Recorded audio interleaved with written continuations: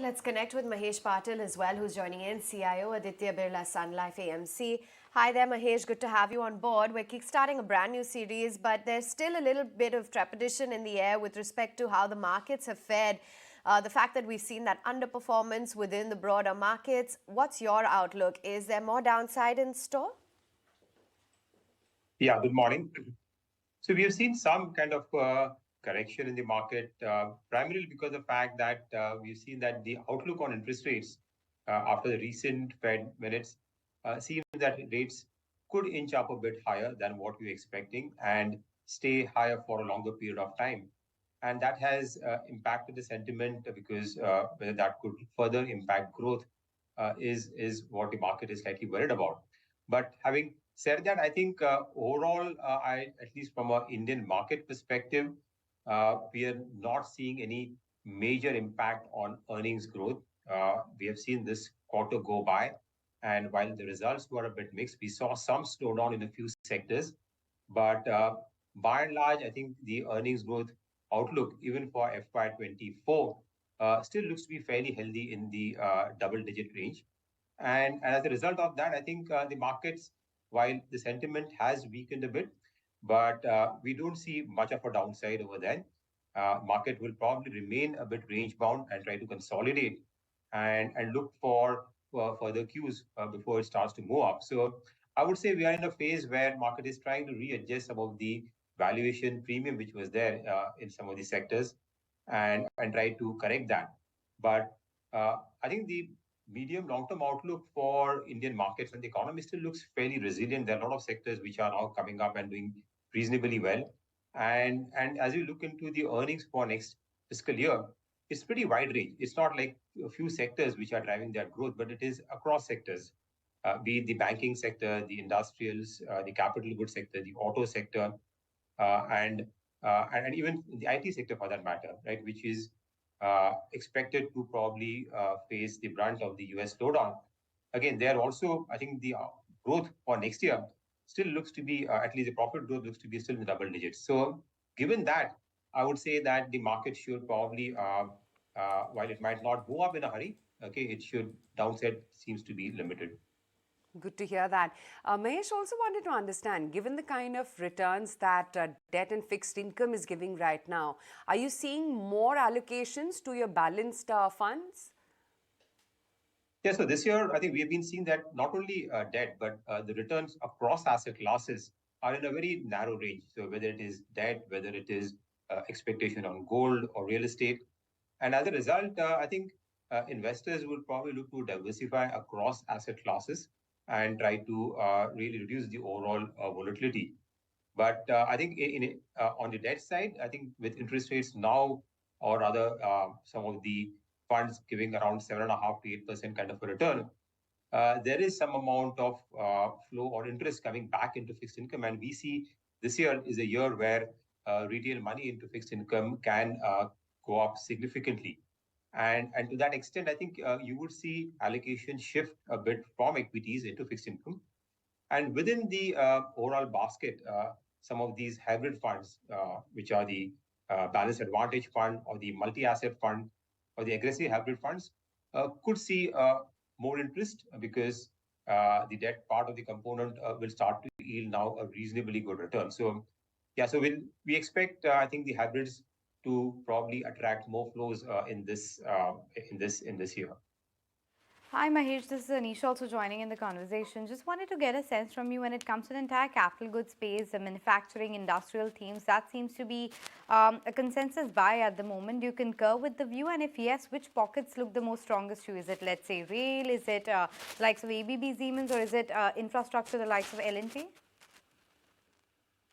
Yeah, so the outlook on capital goods, yeah, I mean, the companies have seen a reasonably good improvement in the order book. Though I would say it is still early days for private sector capex to pick up. We've still seeing sector like cement and metals where the capex outlook remains good and companies have announced plans. But still a wider private sector capex pickup is probably some time away. But I think we're still hopeful that in the next few years, looking at the government focus on domestic manufacturing also the China plus one policy and the domestic growth itself, we should see a revival in capex going forward. And within that, the government spending on infrastructure in this budget, we've seen a significant increase on that, especially into rail in the railway sector, where you would see significant investment in terms of the rolling stock, and also on defense, where we've seen a lot of sourcing from domestic manufacturers. So I think it is probably widespread across not only industrials, automation. A lot of companies are now new industries which are coming and are focusing more on automation. So companies which are spread across the space, especially the short cycle ones, and I would say that the industrials and capital goods sector, especially focusing on automation and some of the other new growth areas like what we're seeing in the data centers. There's again a huge investments over there. So those companies would probably see a better growth outlook from a more longer term perspective. Having said that, I think the valuations and some of the stocks are already factoring in the growth. So I think one needs to be careful in terms of the overall further re-rating which could happen in this sector. So it will be more driven by company specific in terms of the segments and order book, what will drive the performance in these stocks from here on. Mahesh, in the recent decline or the year-to-date underperformance relative to other world markets and especially EMs, where is it that you and your funds have cut exposure or gone underweight? So, in the initial period when we were looking at the slowdown in the overall global growth, some of the global cyclicals is where we had cut down our weight. But I think now, to a large extent, whether it was IT sector or the commodities or the metal sector, we don't see further downside. The stocks have already corrected. And in fact, over the last couple of months, we would have increased our exposure now in the IT sector. But apart from that, I think our overall tilts across sectors are not very large. Okay, we are not seeing any major kind of an outperformance in a particular sector. There's a lot of sector rotation which is happening, but in the oil and gas sector is another one sector where we have been underweight now for quite some time because we're not seeing any major kind of outlook improving in that sector, and because of the government intervention and policy not being clear, that sector is something which we have been underweight for some time. And besides that, on large underweight would be on the consumer staples, where the growth slowdown, what we've seen last year, especially in the rural, is now picking up, but valuations there are still on the higher side. So apart from that, we haven't really done any meaningful changes on the sector allocation. What about, the outlook, Mahesh, when it comes to the valuations for some of the pharma companies or FMCG companies? Do you think that given the kind of growth multiples they have, that these valuations are justified? Is it a sector? Are those sectors that you would look at closely?